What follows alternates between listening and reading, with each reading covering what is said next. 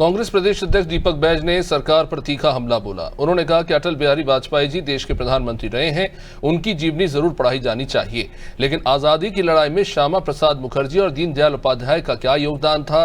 क्या भाजपा बताएगी कि उन्होंने मुस्लिम लीग के साथ मिलकर सरकार क्यों बनाई? साथ ही स्वास्थ्य मंत्रालय की मीडिया को लेकर जारी नई गाइडलाइन पर भी बैज ने सरकार को घेरा और कहा कि जब से सरकार आई है स्वास्थ्य व्यवस्था पूरी तरह चरमरा गई है और अब तो मीडिया पर भी पाबंदी लगाकर सरकार अपनी नाकामी छिपाने की कोशिश कर रही है। उन्होंने इसे आपातकाल जैसा कदम बताते हुए कहा कि विपक्ष की आवाज दबाने का प्रयास किया जा रहा है।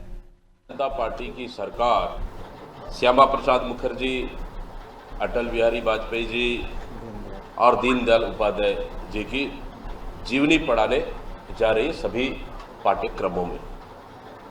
ठीक है, अटल बिहारी वाजपेयी जी देश के प्रधानमंत्री थे और वो भारतीय जनता पार्टी में कम से कम मोदी जी से तो ठीक प्रधानमंत्री थे, लेकिन वही दीनदयाल उपाध्याय जी का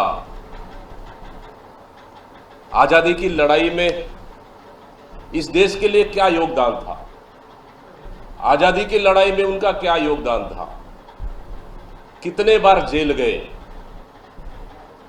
हम पूछना चाहते हैं इस सरकार से। और तो और श्यामा प्रसाद मुखर्जी मुस्लिम लीग के साथ मिलकर सरकार बनाए थे। वो मुस्लिम लीग जो हमारे देश का विभाजन का कारण बना, क्या योगदान है मैं पूछना चाहता हूं इस देश के लिए।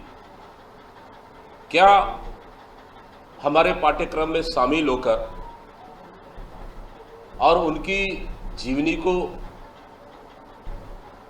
कोर्स में शामिल कर आखिर भारतीय जनता पार्टी क्या अपने चाल और चरित्र को सुधारना चाहती है? क्या हम पूछना चाहते हैं, देश में क्या योगदान था?